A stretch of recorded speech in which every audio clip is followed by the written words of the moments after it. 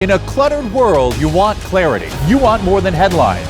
You have questions. You want answers. That's when we go to work. It's what you expect, and that's what we do. Reach out to Western Mass News with your questions and let us get answers for you.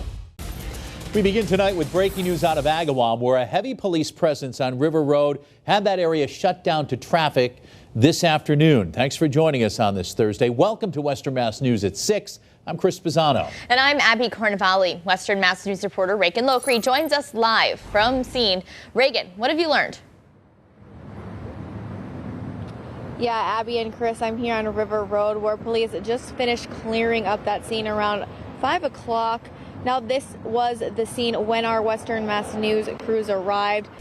Now to more breaking news that we've been following out of Hadley, a dramatic police chase that started in South Hadley and crossed town lines over into Hadley, ending in the arrest of one man. Western Mass News reporter Maria Wilson is live for us in South Hadley to break all of this down. Maria?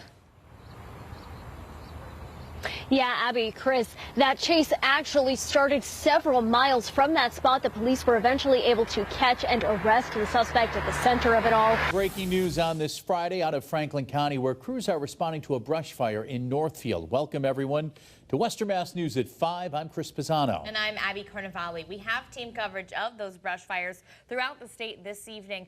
Our reporter Addie Patterson is on standby in Holyoke, and our first alert meteorologist Jana Brown has more details about the extreme weather. But first, Western Mass News reporter Matt Price is live at the scene in Northfield. Matt, what can you tell us? Abby and Chris, here we go again. Another fiery and smoky situation here in Western Mass. One of two that we are covering on this Friday evening. I just want to set the scene for you. You can see we have lots of first responder activity. Western Mass News reporter Addie Patterson, she is down in Holyoke as our breaking news coverage continues. She's at the scene of another brush fire in the South Street area. Addie, what can you tell us? Matt, right now in the area of South and Maple Street, traffic is backed up while crews work to put out this brush fire. Local health workers hit their breaking point. Employees had been dealing with months of bounce checks, essentially not being paid for weeks. We're already understaffed as it is. We don't have proper supplies to take care of our patients. Our reporting soon uncovered a deeper issue. We've received several complaints from staff at other nursing homes across the state. We took their concerns to lawmakers as the community steps up to ease their burden. We're grateful for all the support we've gotten. Their fight's not over, but we'll continue to get answers. Western Mass News. The staff at Pioneer Valley Rehabilitation Center in South Hadley have been using their voices for weeks, hoping for answers and to improve what they call poor working conditions at the facility. Employees had been dealing with months of bounce checks, essentially not being paid for weeks and using their own money to buy needed supplies. But on Friday, the Attorney General ruled in their favor. On Thursday, we spoke with Nicole Rondo, a former nurse at Blackstone Valley Health and Rehab located across the state in Whitensville. She shares with Western Mass News what led her to resign from the Blue Point facility back in June. I went to go cash my payroll check at Chase in Milford, and they called me back at 2:33 in the afternoon stating that my payroll check was fraud, and that they were going to come after me for fraud at first because they thought that I knew that it was a fraud payroll check, and I did not. And I had a time frame that I had to return that money by. We're also being told that several staff members continue to walk off the job, including the last unit manager left in the building, along with a handful of supervisors and several members of the kitchen staff.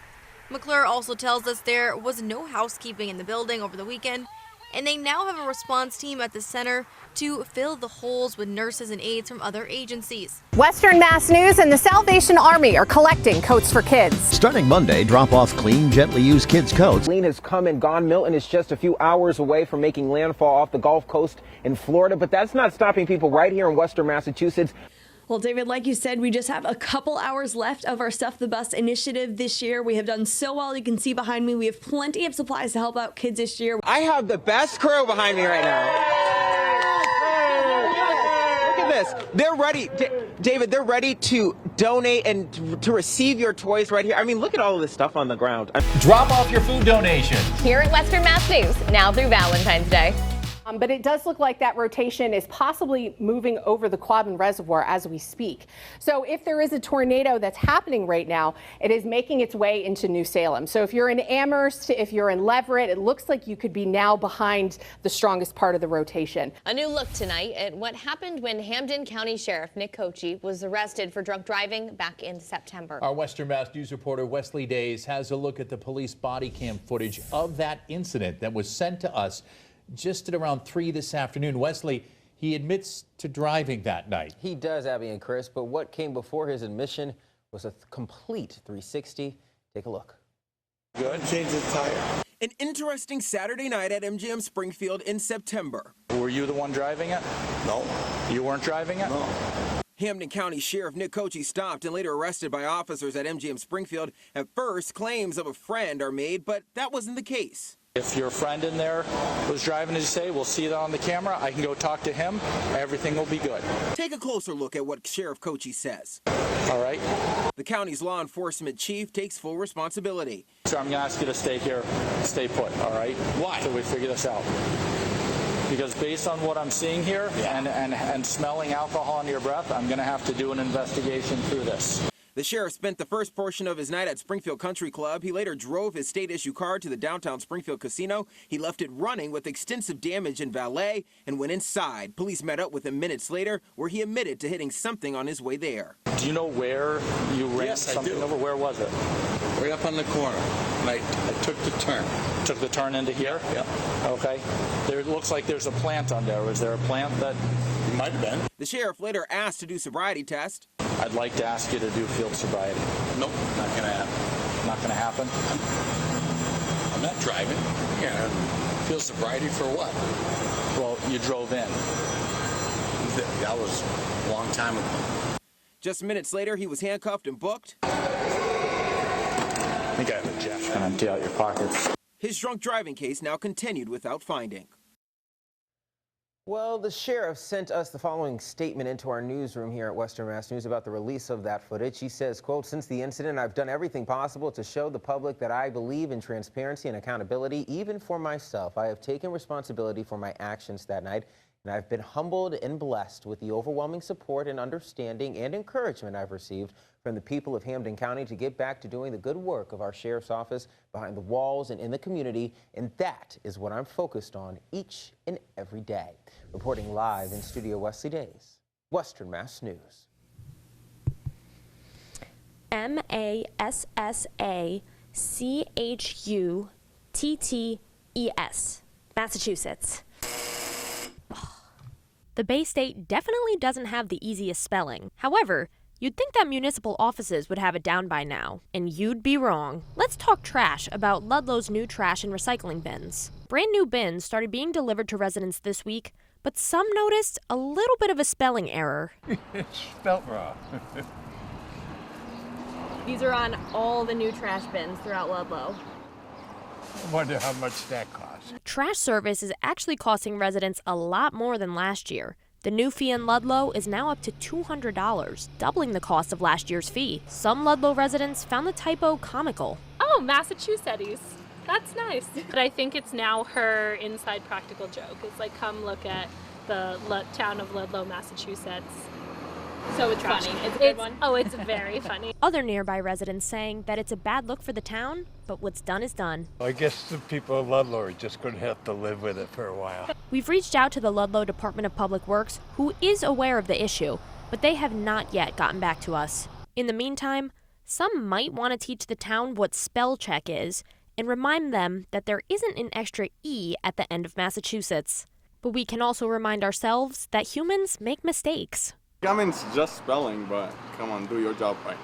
Reporting in Ludlow, Massachusetts, Madison Lasowski, Western Mass News. Kipnichis Rudo grew up on a farm in Kenya, and after he moved to the United States, he got a job as a groundskeeper for a minor league baseball team. Fast forward a few years later, he's now the owner of Rudo's Bats in Holyoke, and along with his wife and 3 kids, makes baseball bats for the major leagues. Rudo and his wife, Mindy Kuchar, walked us through their warehouse to see how these torpedo bats go from a block of wood into the hands of your favorite MLB star. Especially with this new wave of torpedo bat. They come in here, they want their own. They want to try it too.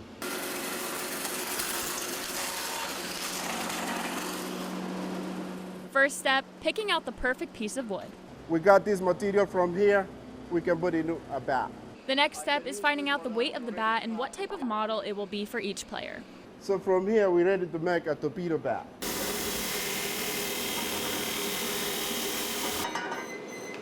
And from the belt to the pile of bats. And this is how we make them. This is Ruta bats. These are torpedo bat. We're ready to go. After a bat passes the grade test, the magic happens with each bat painted to each player's liking. And as torpedo bats become more popular in the major leagues, Kuchar says it gives more versatility for each player's style. This one is specifically helpful to someone who hits a little bit towards, the logo side of the bat, but everybody can use it and get a feel for it. But the weight being shifted a little bit more towards the bottom end allows for more control in your hands. The biggest difference between a regular bat and a torpedo bat is the torpedo bat has more mass in its sweet spot area with a tapered end. The design allows us to pump up that sweet spot a little bit more than the average baseball bat model. Finding the balance on the torpedo bat is extremely important as well, eliminating the risk for the bat to break. With the torpedo, it just gives a little more variety in terms of where you tend to hit the ball and where you can get the most leverage when you're out there looking for that ball coming in.